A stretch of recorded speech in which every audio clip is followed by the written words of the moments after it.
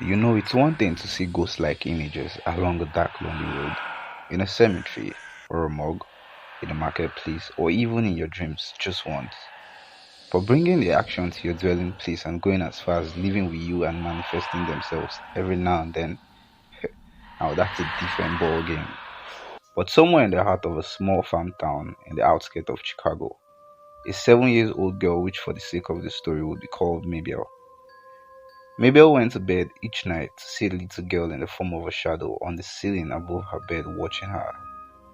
A little shadow girl who seemed to have an untamed curly hair with no facial features. An image of a little girl who seemed to be around Mabel's age, almost like it was her shadow casted up there. Well, ordinarily one would think Mabel was just imagining things. I mean, for a little girl of that age, the fear of sleeping alone could trigger strange things. Like seeing your wig and your white clothes hung up on your wall, looking like a ghost when the lights are slightly dimmed and the breeze from your fan starts waving it around. Or your wannabe sinister mob stick giving you this dead stare when you accidentally look at it after forgetting it was even there in the first place. Or this, or even this. It could actually be concluded that Mabel was imagining things. But the most interesting part was that she wasn't the only one in the house seeing things. She had to report this very disturbing event that was scaring her to death one of the many times she ran into her parents' room. But her mother, who happened to be a very religious woman, comforted her by telling her it could be her guardian angel watching over her and urged Mabel to stop reading scary stories at night with the lights on and that it leaves images in her head because Mabel had a particular horror story she was really fond of. But Mabel was confused on hearing this because she doesn't even like to read at night. So she didn't really take her mom's statement seriously. At some point, they must have probably concluded it could be the shadow of a doll or an inanimate object in the shape of a human that was cast in the shadow and concluded it was totally harmless because Mabel continued to sleep in the room afterwards. But at some point, Mabel figured it couldn't be all that bad since this little shadow girl she was seeing wasn't even talking or even trying to harm her.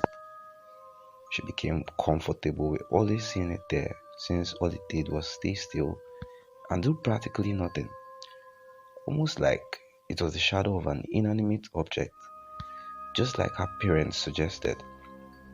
However, few months later, the 7 years old girl started having weird dreams, seeing horrific accident scenes and countless murders. Other times, it would be a man inviting her into a maze with him or a giant angry person chasing her, and as the chaser eventually catches up with her and places his hands on her shoulders in the dream, some kind of force in real life would forcefully pry her eyes open and she would be awake on her bed each time with a little shadow girl staring down at her from the ceiling. Out of fear, Mabel would cry and scream in the middle of the night and plead with her mom to come join her, but she would refuse, supporting her father's opinion that the image could be as a result of probably a reflection from the window, or it was just a figment of her imagination since she was the only one seeing it. This went on for a very long time, that at some point her parents got tired of talking about the issue since this didn't seem to be a problem as no harm was done to their daughter. The shadow girl watched her till she was about 9 years old and gradually faded back into the ceiling where she came from. So did it fade away from her thoughts? But from time to time, Mabel would chalk the presence of the shadow girl up to her wildly out of control imagination. However, the discovery they made about the shadow girl after they moved out of the house after 11 years was really shocking.